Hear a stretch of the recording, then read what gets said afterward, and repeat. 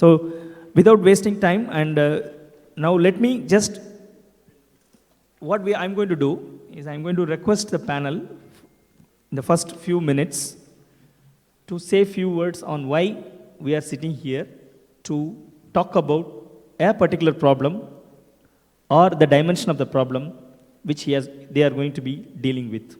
So I would request the panelists to take about a minute or 2 minutes to talk about their problem that is going to be elaborated later during the panel discussion. Shall we start with Ajay? So really briefly, unlike a lot of the other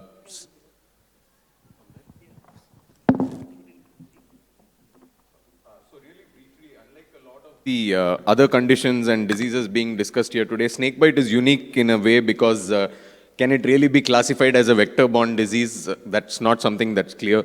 But one thing we do know that is that there is a tremendous lack of backing data as far as snakebite goes. This is a great forum that I have a chance to discuss this. But in terms of the actual epidemiological information as well as patient statistics, snakebite is one of the NTDs or the neglected tropical diseases where the data is really lacking to be able to make any sort of data-driven interventions. And when I further speak about it, I'll elaborate on the actual need for data and how it can of course, shape the future of snakebite management in India. And thank everybody for the opportunity to discuss this subject today.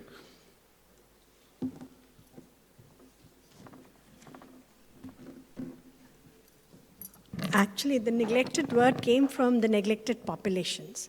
Because if you see, most of these diseases do not have a voice.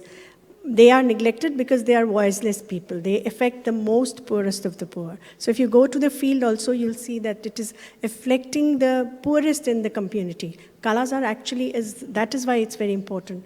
We need a voice for it. How do we treat it? What do we do? So Kala-azar is affecting the poorest of the poor. And the reason we named it neglected was that there is a neglect on research, on its surveillance, and other aspects also. We do not have drugs or any research going on these diseases. If you will look at it, because I come from the drug background, treatments are not available. If treatments are not available, you'll just think of vector. You'll not think of the person who gets afflicted with the disease. So we looked at that from that perspective. It's a very neglected disease. So thank you, Dr. Manigam. Like Dr. Bhavana said, there are some diseases where treatment is not available. But my work inspires from people who died because they could not afford the treatment. So that's how I was attracted towards doing something to control rabies by bringing down the cost that were involved to the poor patient, especially and non-availability of the biologicals because of the high cost. So we would deliberate on that. Thank you. Good afternoon. Thank you for the kind words. As we all know, India has signed and fixed a target for malaria elimination 2030. So a program is going on with this control and targeting elimination also in category 1 and 2 states. Research input is needed for the program so that elimination will be achieved by 2030. So I'll be talking on more aspects on the parasite challenges, vector challenges, environmental issues, which needs more research, and India has to take up the lead so that we can achieve the target by zero transmission by 2027 and then certification by 2030. Thank you. When I was doing my PTP MAE course, my thesis was on obesity. So I thought when I go back to the state, I will be doing some work on those lines. But somehow I was put to infectious disease programs and mostly malaria. At that time, the malaria program in Odisha was very savvy and most neglected, and everyone saying nothing can be done in this program. But the Director of Health Services requested me to help the program, and I was reluctantly joined the program. And I struggled a lot to understand the program for 10, 15 years. And today, people are saying you are a malaria man. That is so I will speak on that. Thank you. And if you look at the panelist who is not present here, he is present in spirit, Dr. Mohan D. Gupte, Professor M. D. Gupte. What he did yesterday when he was here, since he is going to be absent for domestic reasons, he has recorded his message for the panel. So what we are going to do is to play his, his talk on what lies ahead in terms of future of elimination for leprosy. And I don't know whether I need to introduce him. It's like introducing your own father. He's also a father figure for leprosy.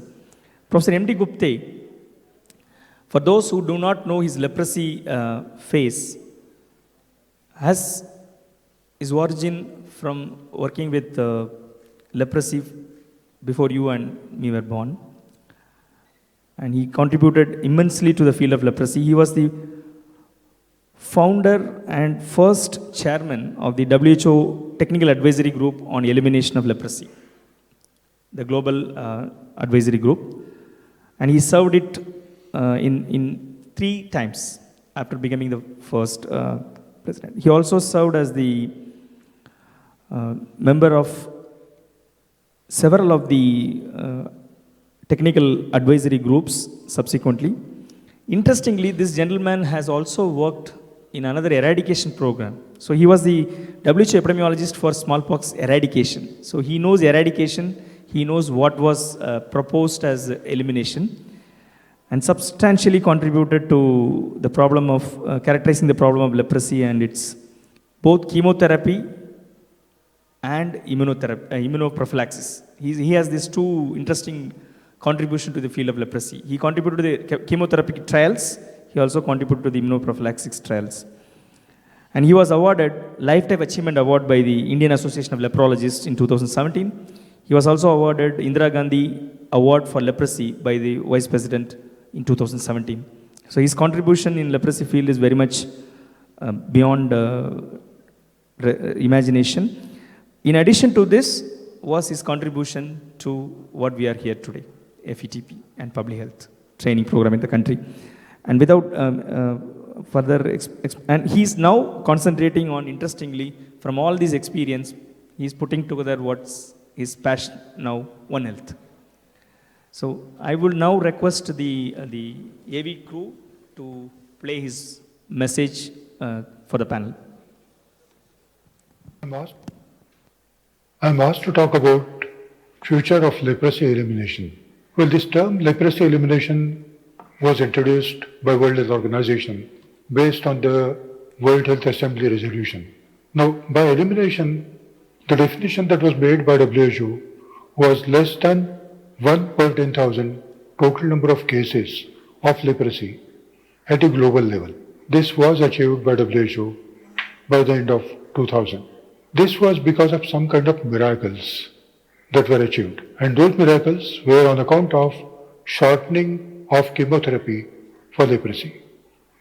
By definition, a case of leprosy is one who needs treatment for leprosy. And the moment you shorten the treatment course for patients of leprosy, the number of leprosy cases in the world at the global level comes down dramatically. And this is what was achieved. At the global level, it was achieved by 2000. At the national level for India, it was supposed to be achieved by 2005.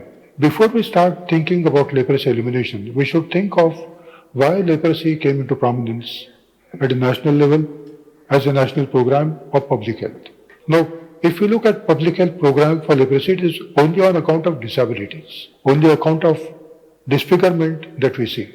Only because of this problem of disabilities, disfigurements, social stigma, and people who are being thrown out of society, leprosy became a public health problem. Now, if you look at the definition of leprosy elimination, we are talking of prevalence of leprosy cases. And by case we mean, as I told, patients who need treatment for leprosy. Now, most of these patients who are having disabilities and disfigurements are in a way so-called cured patients of leprosy. They don't need any anti-leprosy treatment. They need care of a different kind. At the societal level, this problem persists, even though chemotherapy is given and the total number of cases come down. In 2010, United Nations General Assembly unanimously adopted a resolution on the elimination of discrimination against persons affected by leprosy. And this is what was actually to be looked for. But in the today's present program of public health, we are ignoring this. What we are looking for is new cases, existing cases who need treatment. So if you want to reduce this particular problem of existing cases of leprosy, then the kind of interventions that we have got are limited. We have got today only chemotherapy as a definitive cure for leprosy. Leprosy can be cured, there is no doubt about it. Leprosy doesn't need long-term treatment is also true. But then, when you are depending on chemotherapy, the problem persists for a very long time. You can never think in terms of elimination or eradication. As the moment the term elimination is mentioned, one starts thinking that leprosy problem will come down to such a low level that left to itself, in natural course, the disease should disappear over a short coming period of time. Now, this is not going to happen with the present day's leprosy elimination program. Apart from chemotherapy, the other interventions that we are thinking of today are vaccination by using BCG or by using MIP, Mycobacterium indicus pranae, the new vaccine which was earlier called as MW, developed by Professor Talwar. Now, these two vaccines are available. BCG efficacy, now all these things were taken into account by WHO and they advocated BCG as a preventive tool for leprosy as well. Now, this really does not work in situations like Southeast Asia in particular, Myanmar as well as India. If you look at where we stand today leprosy is present mainly in the central part of India and 6 different countries in the world. We have got leprosy problem in India, in Brazil, in Indonesia, in Myanmar, in Bangladesh. These are the main countries where leprosy problem exists today. If you look at the prevalence in India, it's in the central part, West Bengal, Orissa, Bihar, and Uttar Pradesh. If you look at grade 2 disability, which is visible disability, then you get a different picture. You get that particular problem in Andhra Pradesh, you get again in Orissa, Uttar Pradesh, Bihar, parts of Maharashtra, and so on. But you also get in the Northeast. When WHO declared that leprosy elimination at global level was achieved in 2000, and the target was given as 2005 for achieving leprosy elimination at national level, the figure dropped down dramatically. Was this artifact? Perhaps yes. In addition to that, we also had single dose therapy for single patch cases, which constituted something like 70% of new cases of leprosy. So in a single day, we removed 70% of new cases of leprosy by simply giving one single dose of rifampicin, ofloxacin, and minocycline. Does it mean that new cases came down? Well, in the first 5 years, that reporting of new cases came down, but subsequently, the new cases that were detected, the rate of new cases that were detected for the country were parallel to the baseline. There's no change whatsoever. And even now, even though this figure gives you figures up to 2016, even in 2018, there is hardly any change. Apart from chemotherapy, as I mentioned to you, There are two other vaccines also. And if we think of using those vaccines, then perhaps, and if you get really effective vaccine, really efficacious vaccine, then you can think of getting leprosy elimination, leprosy eradication also in due course of time. The declaration of elimination of leprosy itself led to public health issues in terms of forgetting leprosy altogether. People thought leprosy is no more existing. And you go for integration of leprosy program with general health services. This integration, the way it was done was not in a very perfect way. There's no proper preparation for this thing. And it as if appeared that leprosy program disappeared, leprosy persons disappeared, the people who were working for leprosy disappeared, leprosy expertise slowly started dwindling, and patients of leprosy were left uncared for.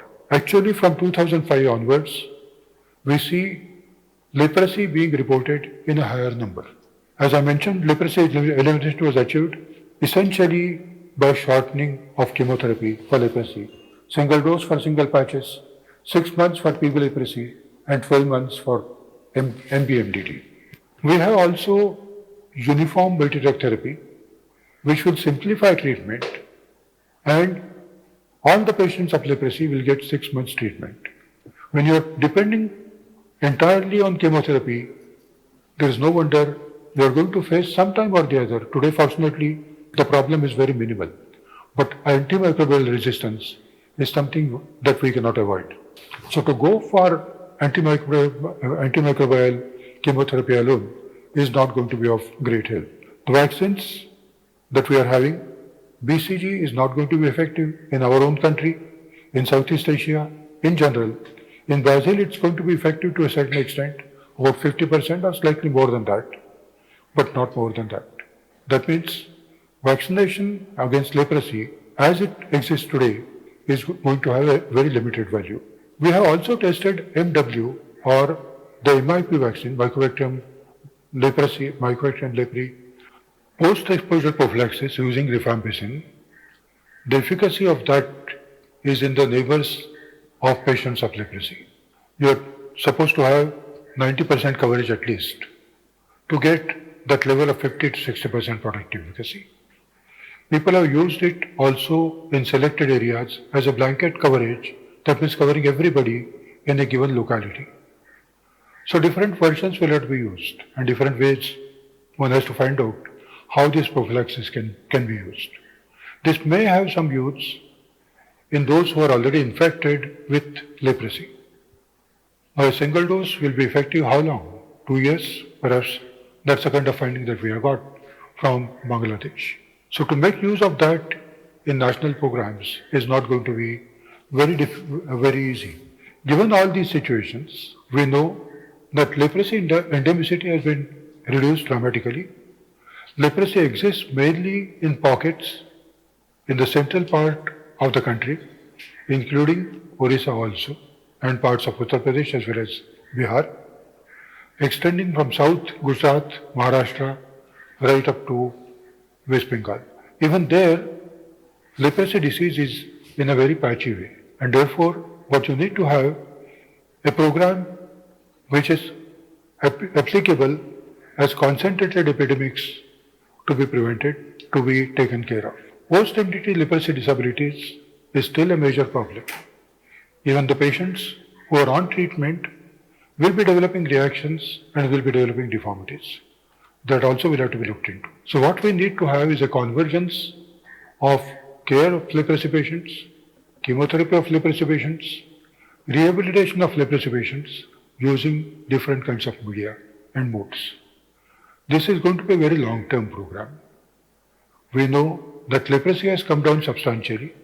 It will keep on coming down slowly over a period of time. But for decades, if not century, leprosy problem will continue. And as the social progress, socio-economic progress starts happening in different countries, in India also, we perhaps will start seeing leprosy declining. That's how I see the future for leprosy. I'm not talking of leprosy elimination, future of leprosy control, and maybe disappearance of leprosy. In the neglected tropical diseases, people have been talking of the last mile to cover. And the last mile is going to be always difficult. In leprosy, I would talk of not last mile, I would talk of miles to go before we achieve the goal. Thank you.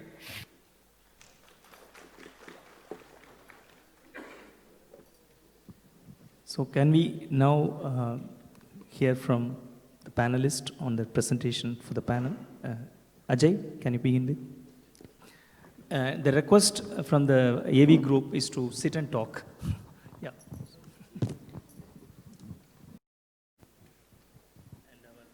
He will assist you.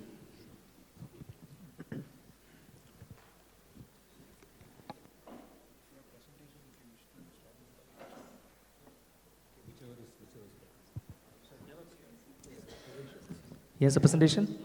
Okay.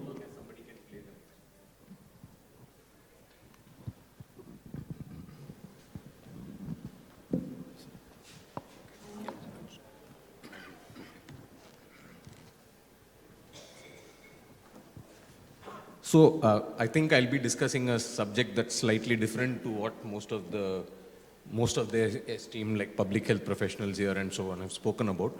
But I'd like to elaborate a little bit more on the burden of snakebite in India, as well as what are the needs as far as data, both epidemiological and otherwise, go.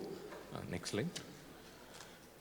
So until 2017, for several years, snakebite, despite the high levels of mortality and morbidity associated with it, was removed from the list of neglected tropical diseases and instead termed as a neglected condition.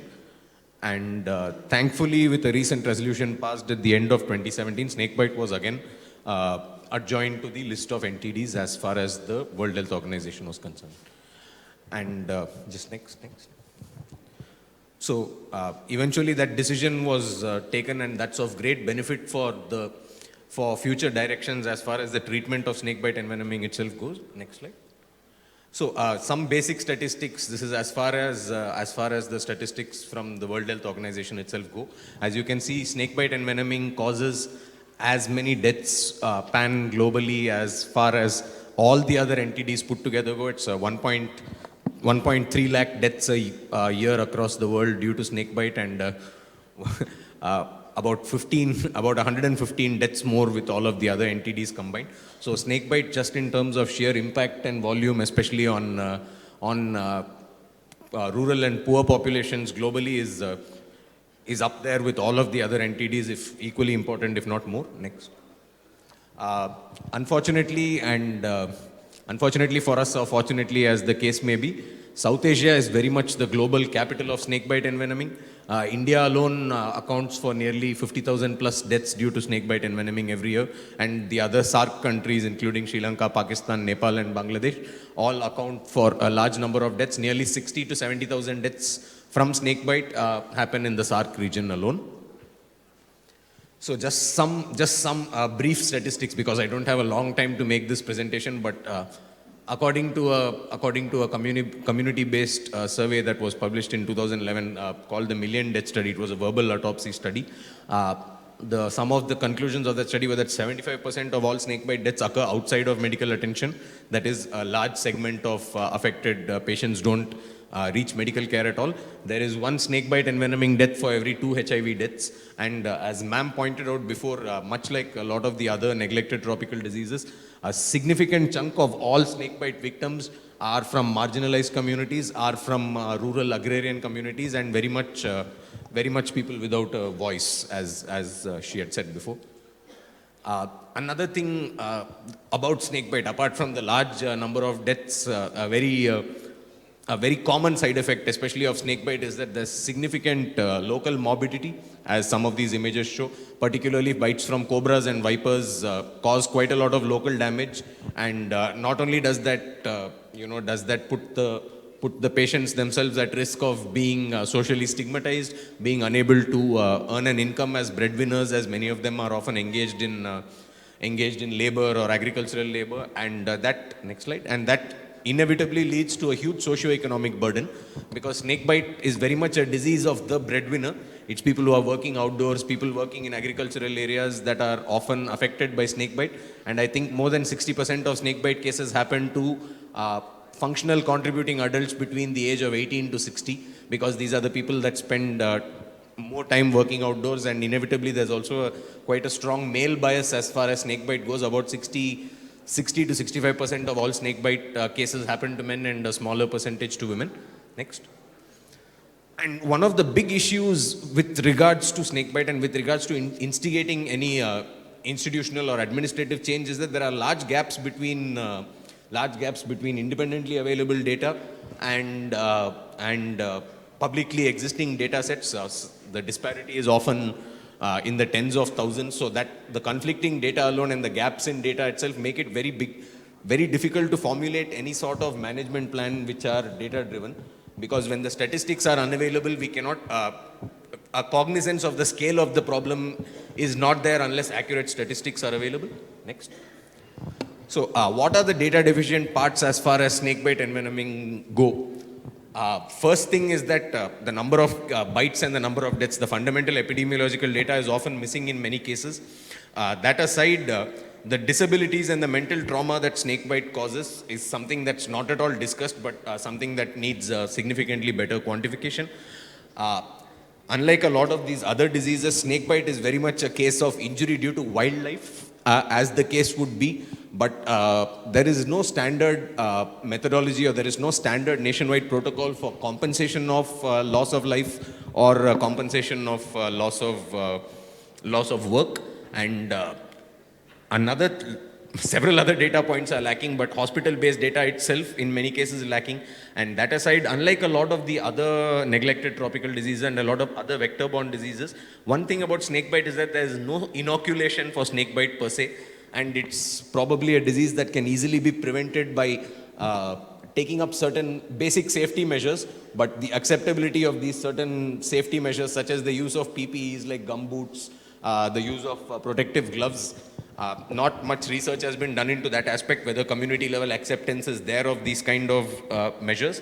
And probably the most pertinent data sets that are lacking as far as snakebite go is that so the standard treatment for snakebite is antivenom serum.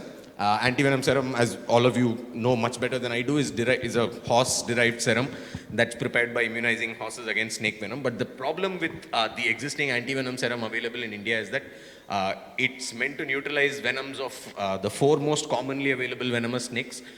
India has more than 300 snake species, out of which 50 are venomous, and distribution of all of these snakes is in various pockets of the country. And even among the same species of snakes, there's a significant variation in the composition and the toxicity of venom. This is not taken into account presently in the process of the manufacture of the antivenom, because snakes are sourced from a very small part of the country to produce this drug.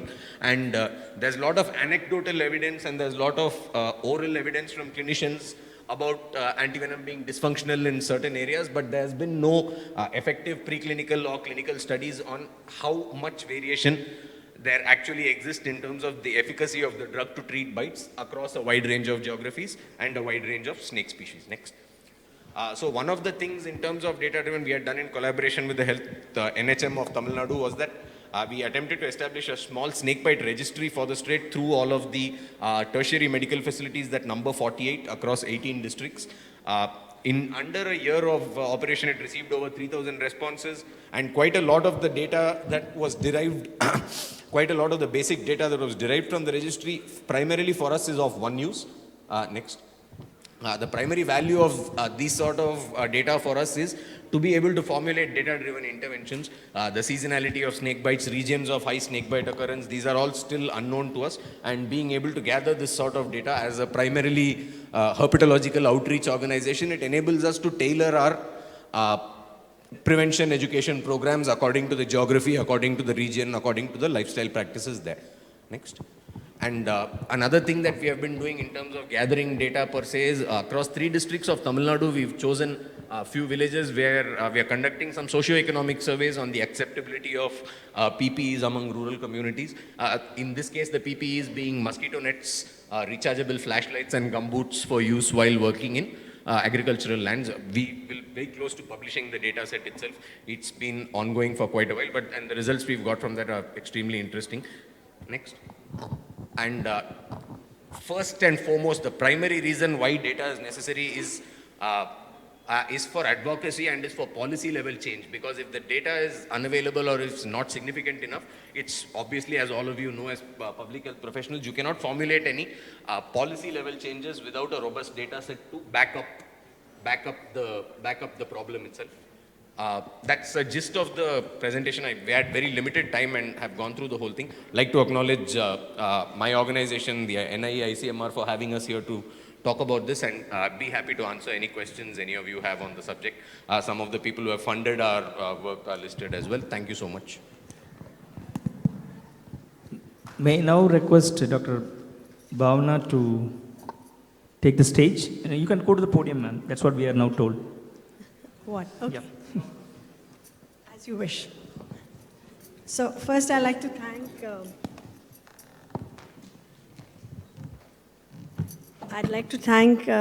Dr. Prabdeep for giving an opportunity to talk about really neglected diseases.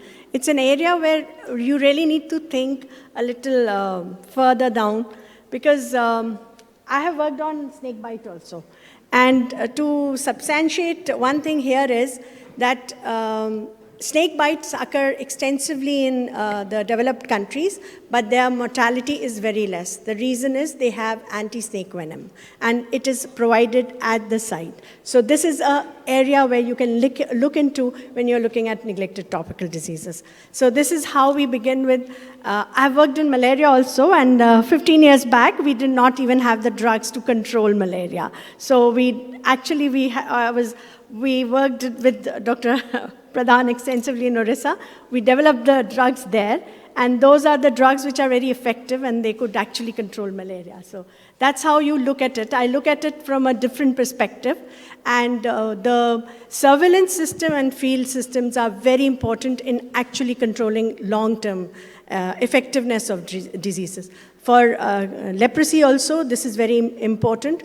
We are looking at eliminating diseases. Elimination doesn't mean that the disease has disappeared from the country. It just means that we have taken it to a level where it's not a public health issue. So we need to look at it and look at it as a long-term strategy for all these diseases. So Kala-Azar is actually prevalent worldwide. And to let you know that it just doesn't disappear. It was never there in Mediterranean region, but when the HIV and we had these organ donors, organ donation happening, and when the immune system was suppressed, it came up again. So the diseases are there in the regions. We need to look at it. So so we know that elimination is just reducing the burden of disease. So let's look at the next slide. So I just want to show you what it means. Kala-Azar is a 100-year-old disease.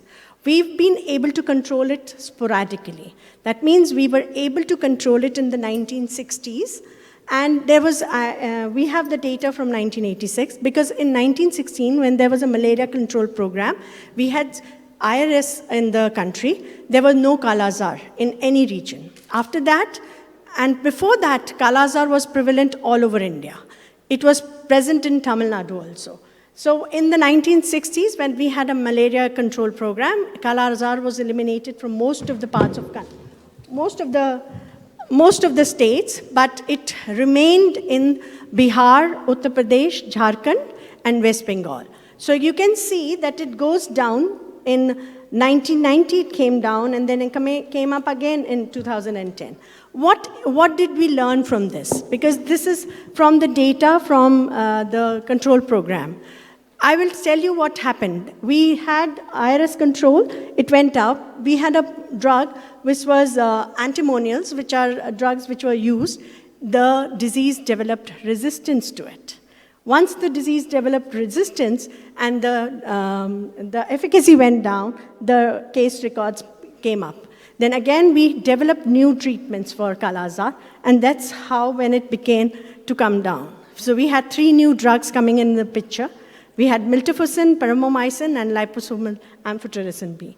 But what happened was, it was not easy to administer. Miltefosine was one treatment. As you can see in TB control program, the problem is that of compliance. That is why we are getting resistance TB. So in Kalasar also, we were getting TB resistance. Then we now have combination drug therapy, and which is very efficacious. Now, supposing the long-term challenge would be, we have now developed resistance to these drugs. What are we going to look at? We look at leprosy program. If you are in the field and you look at the cases, the leprosy is going on exponentially in many areas. What do we need to look at?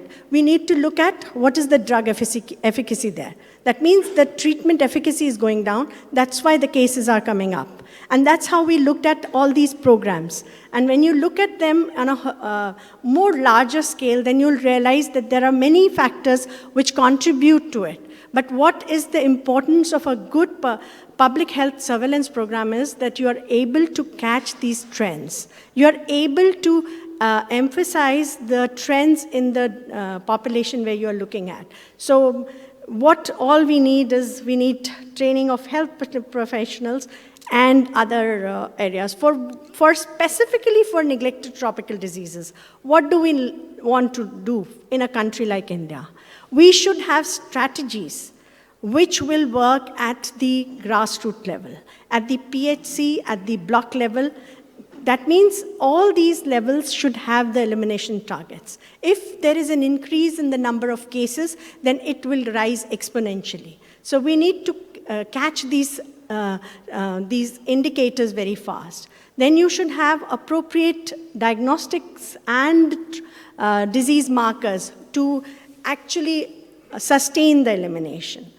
That is very important. And a concerted effort will be needed to continuously keep on training the health professionals, keep on treating them to identify these diseases. As the disease burden goes down, you cannot identify these diseases and you will not be able to treat them. So we need strategies. We'll have to keep developing newer strategies to control the diseases. Like now the malaria resistant to artemisinin is coming.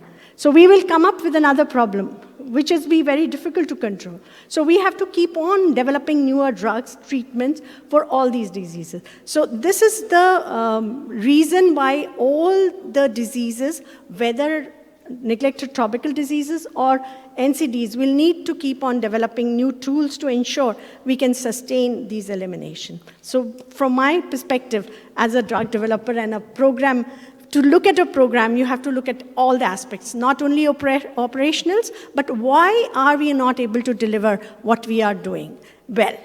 So that's why. Thank you.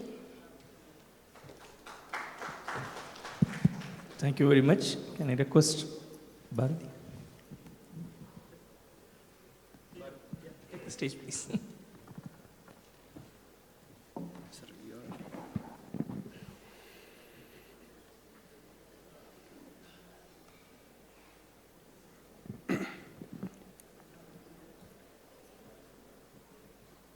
Good afternoon. So to begin with, I would say that rabies and snake bite is a problem, thousands of years of problem, and people have actually lost interest in these problems because people have not been able to do something substantial. So as I said, because some people died in my state because they could not afford the medicine, it is very costly, 35,000 rupees per course of vaccine and immunoglobulins. So we thought of doing something. So that's how it started. And as we know, to seriously work on some problem, we should know agent, host, and environment factors. So we try to study the behavior of the virus. And in a few lines, I would like to describe that pathophysiology of rabies virus is to attach to the nerve. That's how it goes into the system and evades the immune response and even responds to even any number of vaccines and immunoglobulins once it attaches to a nerve, because then it is in an immune protective atmosphere. So as you know, by the time every half an hour a person dies in India of rabies, but that is not visible because mostly the people either are sent home or they die home. So So that's how the data is not recorded. And like in snake bite, we have quite a low number of officially recorded patients that die of rabies and snake bite. So this is the map, 150 countries we have rabies all over, even in US and Europe. So to begin with, we thought of bringing down the cost of vaccine by shifting from intramuscular to intradermal technique of vaccination, and that required pooling of the patients at one place and pooling of the vials at one place. That brought down the cost of vaccine 5 times down. And that made the vaccine affordable and less costly. And then the government of Himachal Pradesh declared that we would give vaccine free to all. This is 2008. In 2014, some people died despite vaccination. They were given vaccine, they were not given immunoglobulin because immunoglobulin was not available in the market. So there was a demand to do something, and there started our innovation.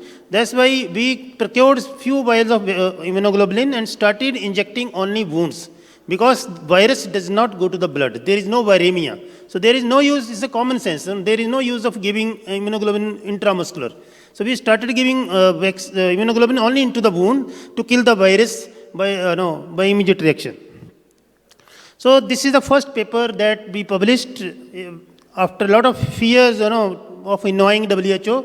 But to our surprise, WHO sent us a call that your paper has been put as an agenda item for discussion. So this is the paper.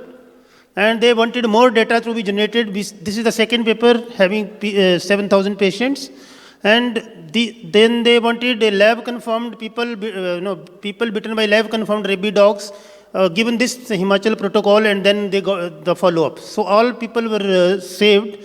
And to add to it, we replicated this protocol onto the animals also, on cows and buffaloes also, and they were bitten by lab-confirmed rabies dogs and mongoose. They also survived with the same protocol. So that again, that data was sent to the WHO, and there was no way for them to not to accept what we were saying, that there is no use in calculating immunoglobulin based on weight. So you would see in 2017 we started doing only wound injection, and the vaccine was free because the immunoglobulin also came down, cost came down, volume came down. So Himachal government made total protocol free, and now the prophylaxis has gone up from 12,000 to 45,000 people going for prophylaxis. Even a small scratch, they go to the government hospital. And the death rate in Himachal has come down from 35 per year to hardly 1 or 2 who don't go for prophylaxis. So we can't do, only awareness is required. So that's how we have brought down, from the need to bring down the cost, to make it affordable, then a policy matter that it would be given free, and then people going in for prophylaxis for large numbers, and death rate coming down. So it is a research to policy to action. So this model need to be repeated all over, not only in India, but more than 150 countries. That is the message of WHO head on genocide, Dr. Bernadette, that she has given on video recording. And if we shift globally, from intramuscular to intradermal, the cost would come down to 92 million to 58 million. And if you shift from only wound injection, from the intramuscular injection of immunoglobulin, you can see hardly there is any cost, few $1 million. So these are the endemic states. We want to replicate this model. We have FETP students here. We can think of replicating this model in our states and save the life of our people. So thank you. Sometimes more can be effective. Sometimes less can be more effective. Thank you.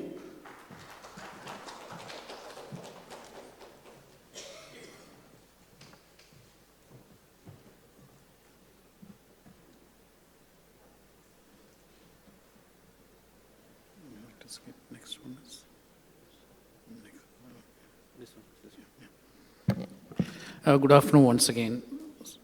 So I'll be talking about the research priorities and current status as far as malaria is concerned, because I think the data part, I think Dr. Pradhan is taking up. So in any case, I'm just giving a snapshot of the malaria scenario, which has been published in World Malaria Report 2019, So as you see, most of the countries, the subtropical and subtropical countries, you find malaria. And some of the countries are moving towards malaria elimination. 38 countries have already done eliminated for the last 50 to 60 years now. And this year, it's going to be another 3 countries. So Malaysia, Timor-Leste, and one more country is going to eliminate malaria. So Iran is going to eliminate malaria. So the global burden, as you see, reported one is 228 million cases, and 19 countries, including Sub-Saharan Africa and India, contributes to the maximum chunk of malaria burden. So, and the deaths reported are 405,000 deaths globally. The WHO African region, that is Sub-Saharan African region, contributes to the maximum number of cases. And coming in terms of the total burden, if you see the Sub-Saharan African countries, and except Sub-Saharan African countries, the African country, India is in the list. And then coming to the VIVAX burden, you find the maximum burden is contributed by India. So that is 47%. So, and the other 2 countries, Africa and, Afghanistan and Pakistan, the Asian countries almost contribute around 66% of the VIVAX burden. And in terms of malaria mortality, so, and you could see most of the countries in Africa contributes maximum death, but then India is also included in the list that it's around 2% of the deaths contributed by India. So these are all reported deaths. I'm just skipping through very fast, but then would like to give you a view of the scenario. Coming to the Southeast Asian region, so if you take 2 countries, that is India and Indonesia, and these 2 countries contribute around 98% of the total malaria cases. And some of the states which the scenario in 2010 and 2018, you could see the different states. There are states, as I said, earlier, that Orissa has done tremendously well for the last so many years, few years. And then you could see many other states also have done. But then in UP last year, there were outbreaks, and especially in Bareilly. So, and the cases have come down. So, and overall, if you take the whole global scenario, 2015 onwards, it's in some countries it has improved. Okay, right now, as I said, global technical strategy, WHO has, they are into the picture of eliminating malaria. Now, APLMA, Asia Pacific Leaders Malaria Alliance, also has fixed a target of 2030. India is aligned with APLMA because India is also a country included in that. And we have set goals of 4 national malaria elimination, that is making it zero transmission, zero indigenous cases by 2027, and then zero indigenous transmission in India by 2030. So, and then making it malaria-free states and prevent reintroduction. So that is one big task Sri Lanka has eliminated, but then they are facing a target of, they are trying to prevent reintroduction because a lot of reports are coming from stating that people movement, migratory movements are there, and then there is a chance of reintroduction.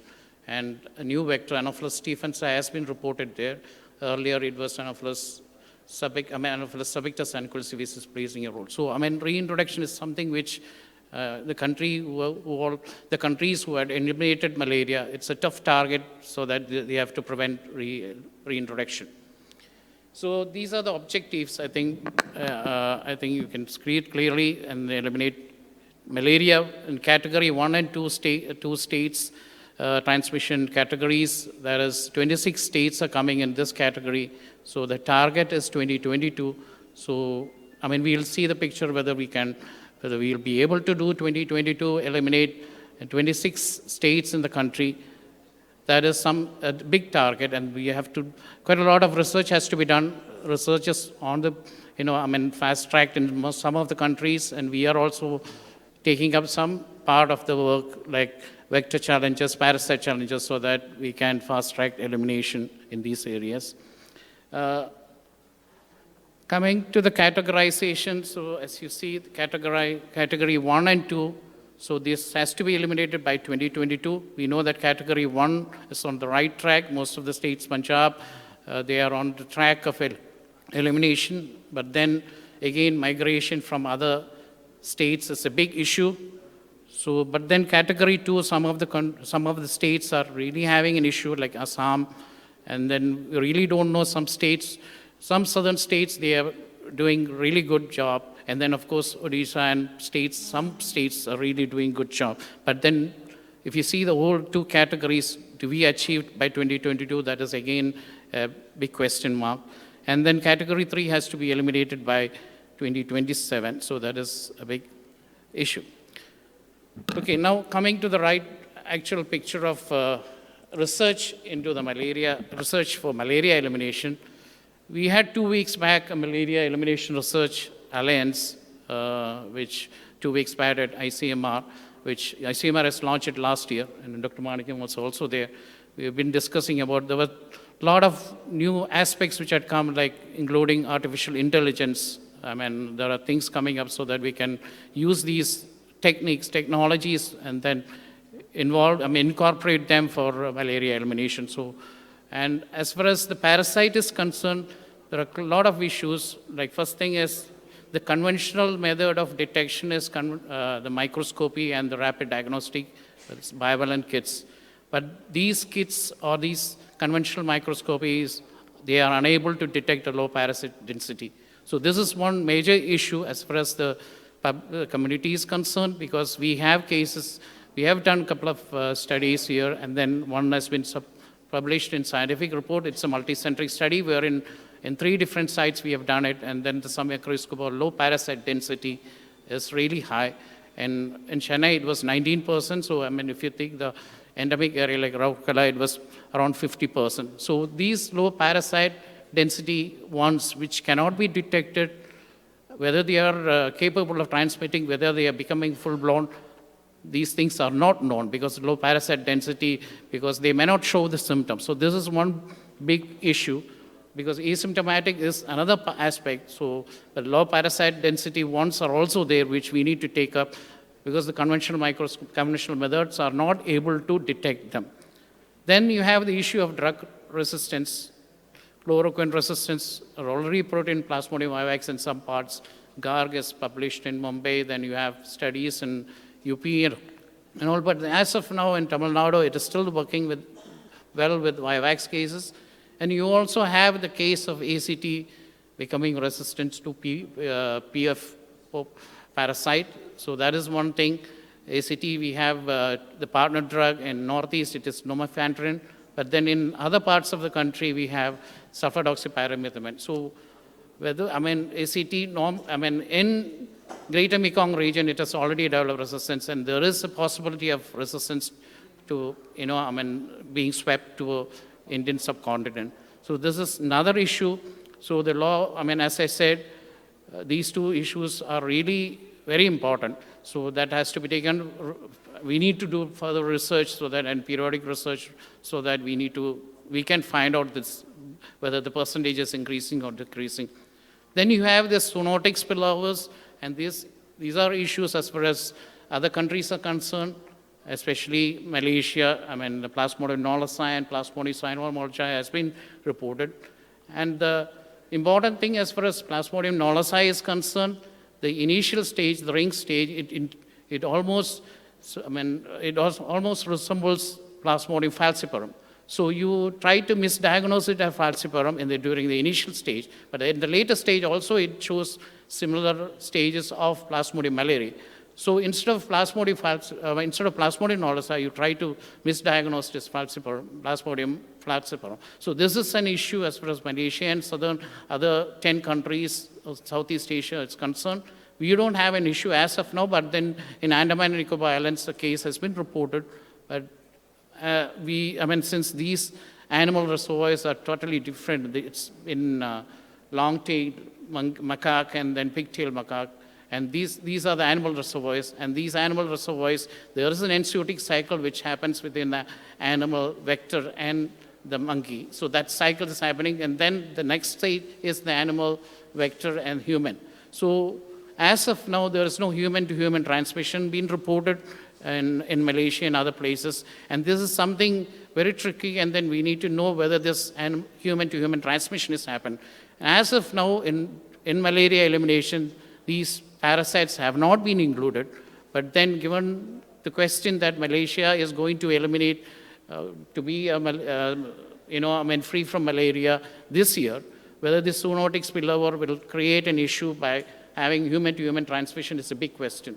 So this is something which other countries are clearly, have to take up initiative. And then, of course, in Andaman and Nicobar Islands and northeast areas, we do have these issues. The vectors are also there. This can create a major issue. So a couple of publications which related to the low density have listed down, as I said. And then coming to the diagnostic tools, the current diagnostic, especially rapid diagnostic kits, the bivalent ones detects PFHRP2 and PFHRP3. And these parasites detect genes that express HRP2 and HRP3 escapes deletion. So we need to have an ultra-sensitive rapid diagnostic kit in future. So, and research is also going on, and then we need to, once this ultra-sensitive or rapid diagnostic kits are, then it has to be field tested so that it can be utilized when elimination is fast-tracked. As of now, as I said, no, the conventional method, the diagnostic methods are unable to detect even the low parasite density. The molecular diagnostic tools are really needed in tertiary. It can be used in research organization or tertiary hospitals, but then whether we can afford this particular technique in primary health center or secondary health center, health centers, it's difficult, or it's a question mark. Molecular tools are definitely needed to eliminate the low density parasite. So, and then you have newer tools to distinguish a reinfection from the homologous hypnozoites. We don't have any tool to distinguish hypnozoite, or we don't have any biomarkers, and then this is going to have a problem as far as Blivax is concerned. And then relapse pattern also, we can't differentiate reinfection and relapse unless you follow the patient, provide them nets, see that they are not reinfected. So this is something which is really an important thing. Research is also going on forward on biomarkers, and then also finding out tools to detect whether it's a reinfection or relapse one. Also, we need to have a thought about non-invasive thoughts. So non-invasive detection methods, needle-free, saliva, urine, whatever it is. And then medicines, of course, Vivax, we have the Promaquin, which is 14 days long regimen, and we need to have some other drug, like especially Tafenoquine has been approved, so that is something. And then triple ACTs, then you have endectocides, which are coming into the picture, and that can kill mosquitoes. So, that will be very useful, because when ivermectin is an endectocide, and if it is taken within 28 days time, so the mosquitoes can be killed. So these are things which can be used in the program. Vector-related changes, there are a couple of things. So, outdoor biting, so insecticide resistance, then you need to have L-lines that have fipronil butoxides. New insecticides are coming up in the picture. So, these has to be field tested, then only it can be brought into the program. So, outdoor transmission is a really tough point, because when insecticides or the L-lines being used inside the house are forcing the mosquitoes as exophilic. And environment-related things, of course, we follow the weather station data, which is not the correct data which we need to follow. We need to take the ambient environmental conditions, and for that you have methods to take the ambient environmental conditions, and then you can correlate with the temperature, because depending on the temperature conditions, the mosquito which rest inside the house varies, because in thatch and cold conditions, the mosquitoes favor to rest. And so these temperature conditions and relative humidity plays a major role. So one has to be careful in correlating the weather station data, which is not the exact thing. Ambient environmental condition, microclimatic condition has to be done with the real-time data. This is a picture which we have taken from our Lancet Commission report. There are a couple of things. I just want to show you the different tools which are coming up. Some of them are going to come up by 2024-25, and all these tools could be used well for the malaria elimination program. And this is something which would help us to drive down to bend the curve, because it is very difficult to bend the curve to bring it in a plateaued stage. So tools which are needed, in addition to the existing tools, we need new tools, and then more research is going on. Some of the tools are also coming up in India, so that tests can be done, and then we could eliminate malaria by 2030. Thank you.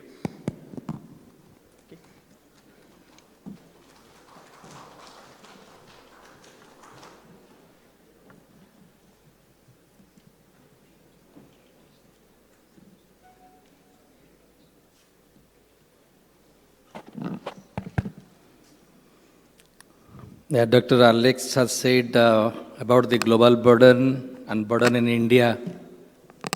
And I have worked for several years in malaria, and I have no confidence on malaria. Because this is a complex disease influenced by various factors. Climate is one. And sometimes you control it, eliminate it, it will come out again. So in that context, sometimes you get some result and you are happy. In that context, I will discuss about the Odisha malaria program. And as you know, in Odisha, most of the area is forested area. 34% is forest covered, hilly terrain in many plats, and more than 36 million population, and with 22% tribal population, and there's 16% SC population. And out of 30 districts, 23 districts are very high where intensely malaria transmission region, and the coastal belt is traditionally low endemic, very traditional low endemic. And you see the two maps, one is very red area, it was in 2016, and the other map, below map, is of 2018, and 2019 is similar. This is the malaria as per the annual parasite incidence. And the most problematic area is the malaria transmission is very intense in hard to reach, inaccessible, underserved areas. These are in forest belt, hilly terrain, and mostly tribal population.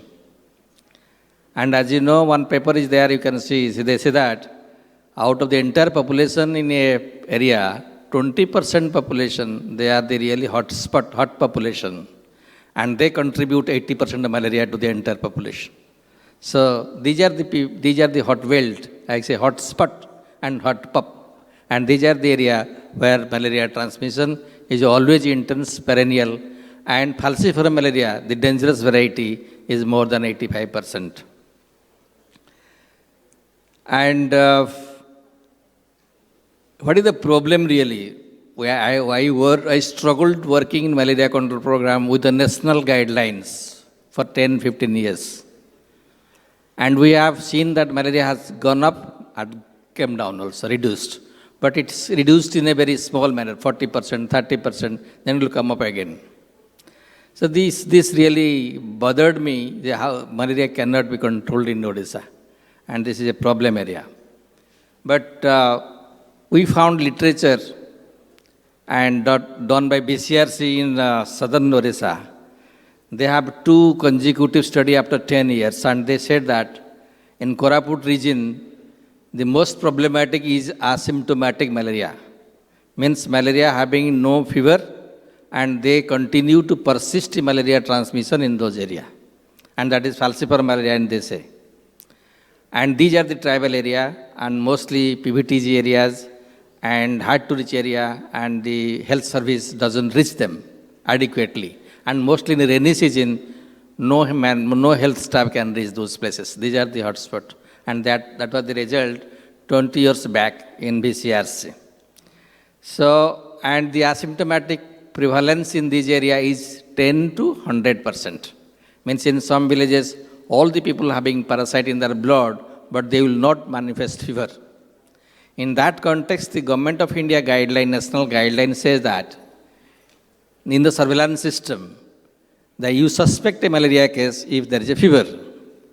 So you are detecting the malaria case only from the fever as denominators and leaving out those who do not have fever.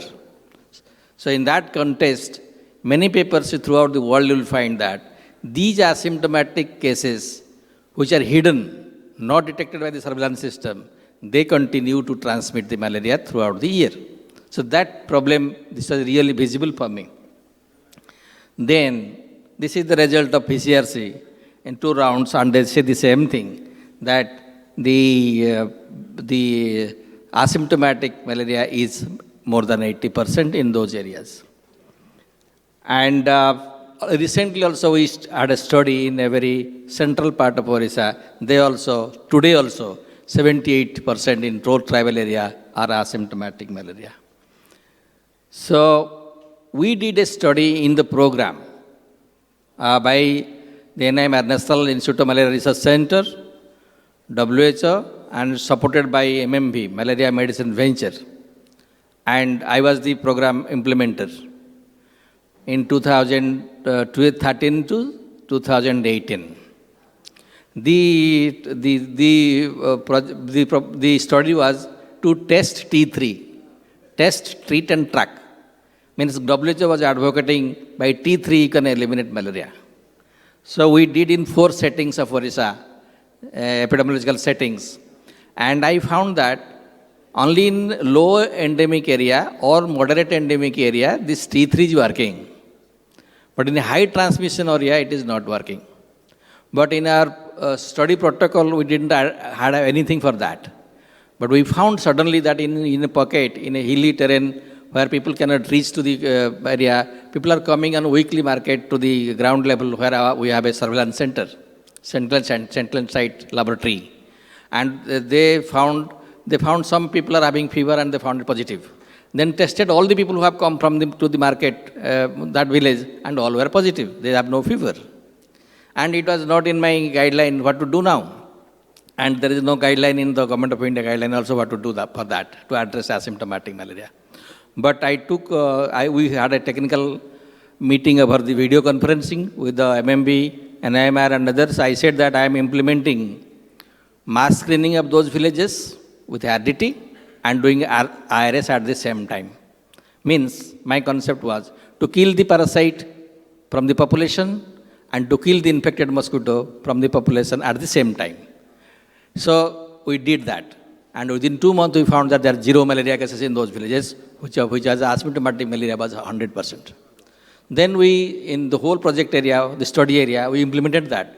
And we found a very good result in 4 districts, in all high transmission zones, malaria came down certainly. So that, from that experience, another friend was of mine, Bisam Ghatak Christian Mission Hospital, Dr. Johnny. He had done an NGO-driven project, study in tribal area. And he gave me the impression that there is around 60% asymptomatic malaria among the under 5 children. And when they treated all the cases, they found the growth spot is there. Many people have improved in their growth, height and weight and anemia, the hemoglobin level improved. So then, this we shared with our principal secretary at that time.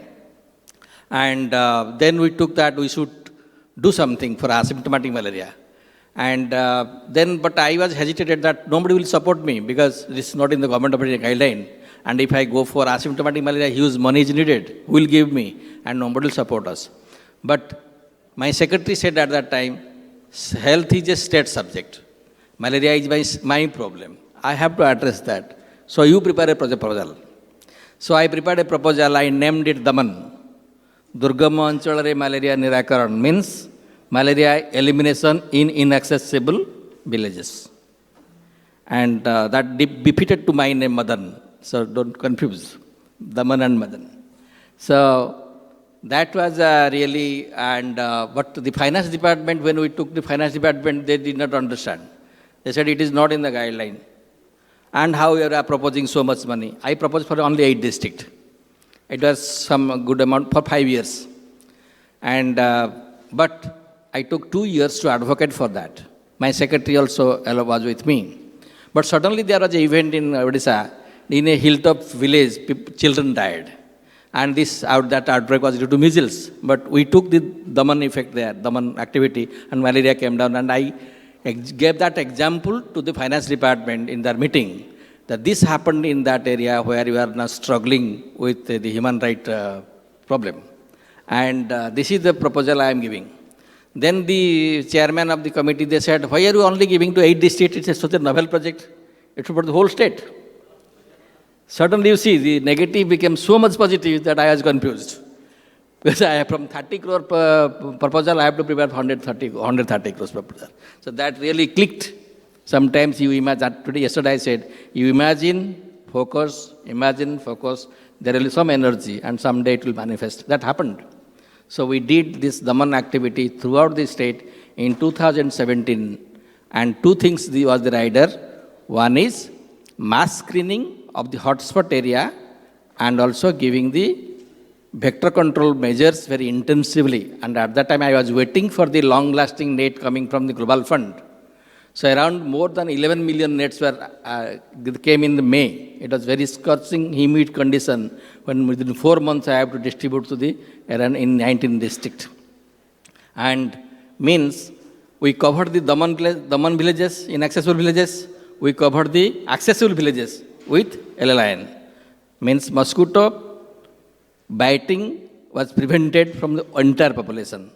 And we did the mass screening just after the LLIN distribution in all the inaccessible villages where the asymptomatic malaria is more. Killing the parasite and killing the mosquito at the same time, protecting the entire population at the same time, this was the rider. And suddenly we found that in 2016, there was around 4.5 lakhs of malaria cases. And in 2017, it was also increasing by June. In 2017, July, we intervened.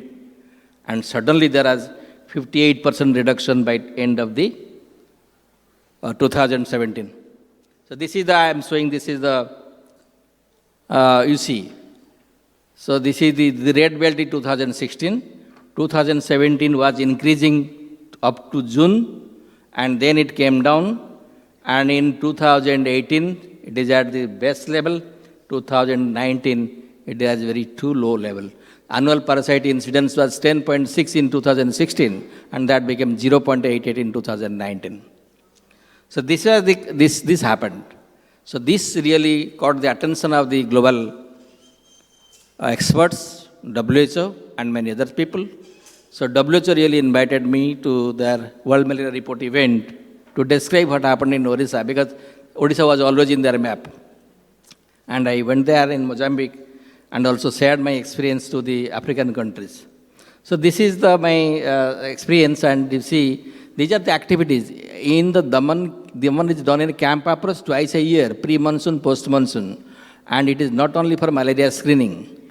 Along with malaria screening and treatment, we do hemoglobin level check, hemoglobin test for the under 5 children, height, weight and walk of under 5 children and pregnant mother and lactating mother, and other sectors like immunization and minor ailment treatment also they go, because it's a camp is going on. So it's a multi-sectoral convergence effort at the grassroots level. So other sectors also join. So it becomes a campaign. And thus, up to now the result is so. And, but still, with such a very high, drastic reduction of malaria cases, still I do not believe malaria. There is a complexity, I don't know what will happen, because there is a very small window period. Tomorrow the drug will be resistant, LLN will be resistant, SCT will be out of order, then there is small window period. And if there is by chance small complacency, because the workers are not getting malaria cases, therefore they will forget. And the drug is getting expired, RDT getting expired, and there is a logistic issue, and there is no other planning coming up in the national level. So in that context, I still doubt whether this can be sustained for a long time with the existing tools. But this can be replicable because it has been done within the program setting in a poor resource constrained state. So that I'm saying this is a replicable model. And now we are studying through ICMR. RMRC has been given fund in Bhubaneswar to validate the Daman effect. So they are doing this study. And New York University Biology Department, they are collaborating with me. I am a part of that investigator. They are also testing with the RCT method whether the Daman is effective. If these two, and they are giving the preliminary result that it is too effective, and if it really the results comes and published, hope, and many other states are asking me what is the how to do, I think this can be a country model. Let us wait for that. Thank you. We have a few minutes left in the panel, and courtesy the organizers. So I'm going to start with Dr. Madan, and then we'll proceed with the other panelists. I have a few questions, and then we'll see how we satisfy the time requirements as well. Madan, this is tremendous. But the question is also with reference to specifically malaria, the mobile and migrant population. What Daman is able to achieve is the pockets which are existing and they are known to the health systems and recognized by health systems. What about the mobile migrant population? For example, we know that Ganjam district, there's a huge problem of migration. And if we want to contribute to the elimination goal of the nation, how do we address this from your perspective? Yeah, that's a very good question. But to start with, what we did, there's a blazing fire. So we wanted to put down the fire first. So now you are saying that what are the small fire spots are there.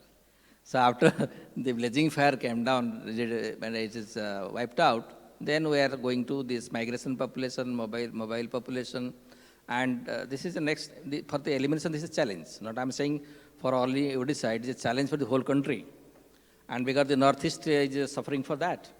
And we are getting good drug resistance for that. And also now we are saying the malaria knowledge they are coming in Malaysia and Tamil Nadu is nearby. So these are all issues coming to the whole country. So this is another question, we have to deal with that. But there are ways to do it. There are ways to do how to migratory population can be screened. If somebody coming from a endemic state to a non-endemic state, while they coming, they should be screened. As you are screening now coronavirus, tomorrow you will screen for malaria. But that situation has not come. We have to wait for that. Thank you. And now to Dr. Alex. Dr. Alex, you had this range of research issues listed, starting from the diagnostic methods, parasite, vector, environment. If suppose you were to be asked, which of the so many research priorities, the top 3, which can now help elimination? Because I saw that drugs are coming up 2024, 2026. It's a long way with reference to drugs. Some of the diagnostic tests are now employed based on the results finding from the research institutions. And with reference to parasite, challenges still remain with reference to what you flag, both on the newer ones coming out of the spillovers and on the picking up low density ones. So if you were to prioritize 1, 2, 3 of the entire list, what one you will pick up? I would pick up the vector challenges because that's one aspect first we need to think. Because vector control has saved more lives than any other intervention tool so far. So vector challenges are happening because L-align, because of the use of IRS and L-align, and same synthetic pyrethroid can lead to resistance much faster. So behavioral changes are coming.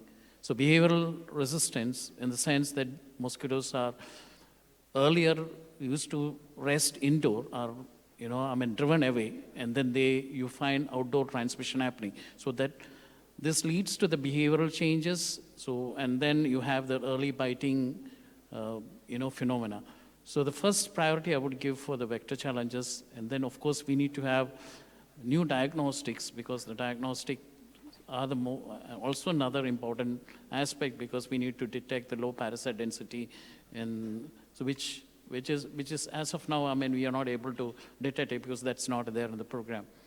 And then, of course, the parasite, I mean, diagnostic tools, and then environmental changes. These are changes which happens because if there is any, you know, if the community economically, if it progress, so the structures, that roof structures and all, you find from a thatch, you find to a better roof structure, and then mosquitoes will not rest inside. So, I mean, environmental changes will also play a major role, because according to the temperature, depending on the temperature and humidity, mosquitoes would like to rest the preferential or conducive temperature conditions. So I would, you know, prioritize like vector control, diagnostics, and then the parasite changes, challenges. Thank you. Dr. Bharti, you demonstrated what, you know, India can do with, you know, such passionate work in the field of rabies. Now, my question is, therefore, if you look at the country as a whole, now your model, you know, the SAGE has accepted it, it is at the global level. Now, if you look at the country as a whole, now there is one group which is still generating data on rabies burden. You may be aware of it. On the other hand, we have an excellent modified strategy, cost-effective strategy, which also you have demonstrated. What are the practical issues at the system level, at the primary healthcare level, at the CSC level, at the various levels in the country in implementing this strategy? See, it is very sad to share that practical issues are in India, because the research was done in India. 10 countries have already adopted this methodology. ICMR and people, NCDC, people have attended 2-3 meetings, because evidence was generated by a small clinic, by a small doctor in a setting, a small hospital. So they want, they are thinking of doing a multi-centric study before they adopt it, you know, throughout the country. So we are not bothered about their, what they want. So we have done a notification by the Director Health to implement the WHO guidelines in Himachal Pradesh. So we have already started implementing, we have already given more than 1 lakh prophylaxis in our state, and you saw that we have brought down the death rate from 35 to at least almost 0. So I think the another mechanism is, because otherwise state is a health subject. All states can get things notified to follow WHO guidelines and go for new protocol.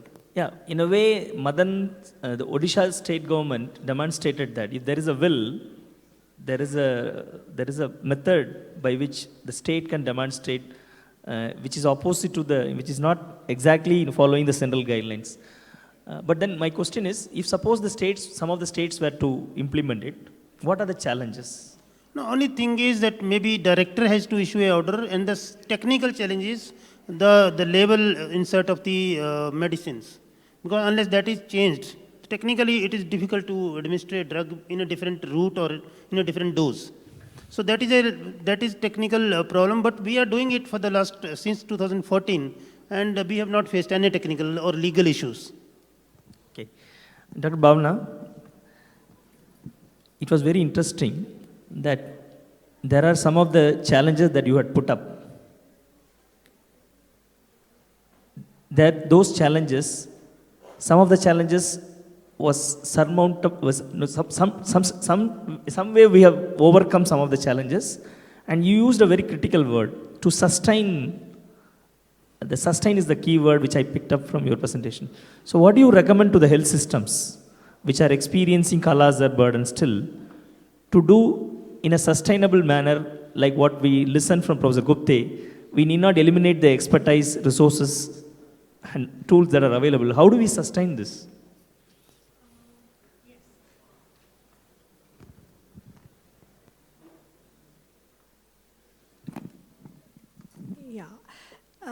To sustain this, I think institutions, academic institutions like NIE will have a major role, because you have to sustain the trainings to identify the problem, identify the disease, the network of surveillance should be maintained even when the disease has been eliminated.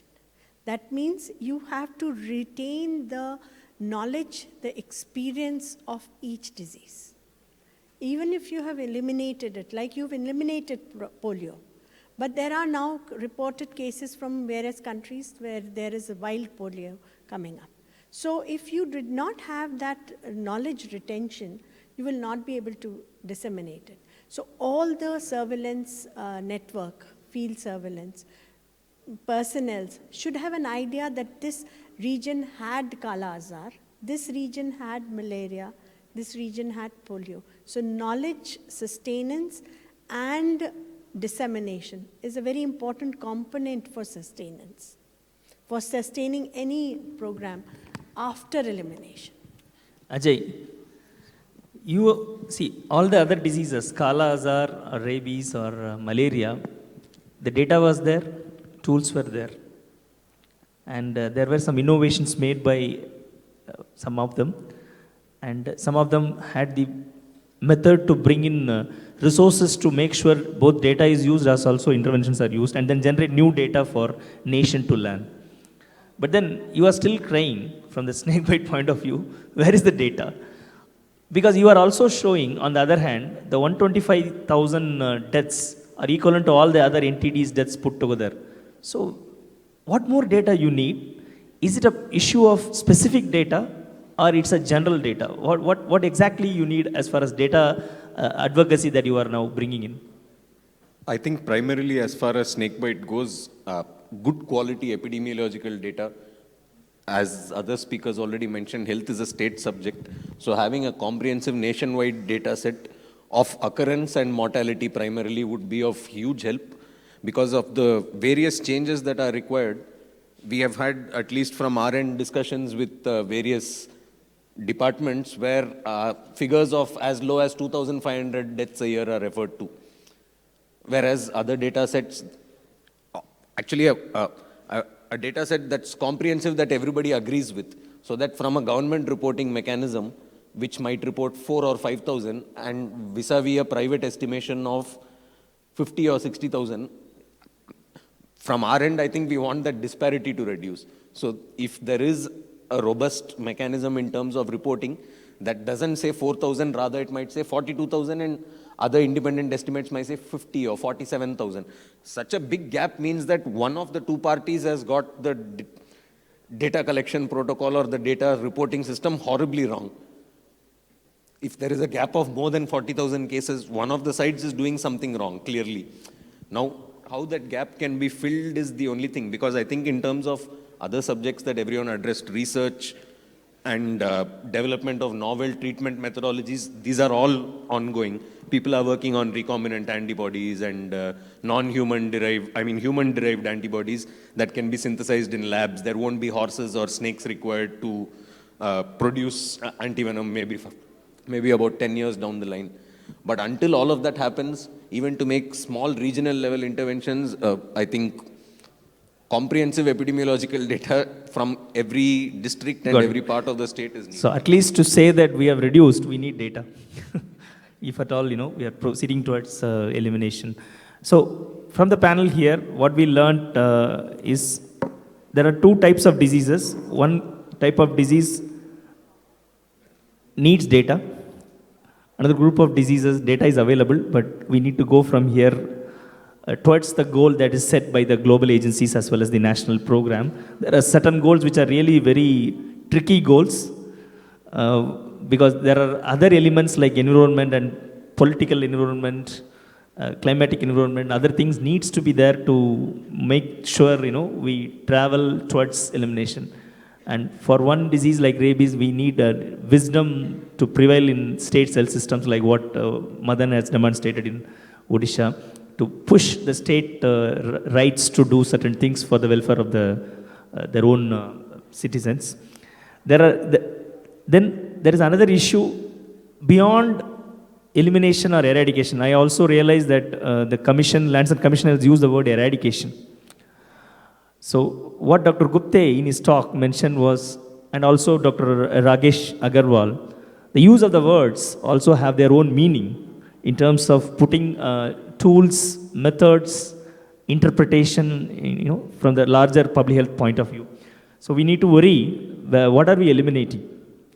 And Bhavana's concern was, definitely we should not eliminate our resources, expertise, knowledge, our energy, in making sure we keep a good eye on these diseases beyond what we may call as eliminated, or to some extent, whether it's applicable or not, I do not know, maybe eradicated for some of the conditions.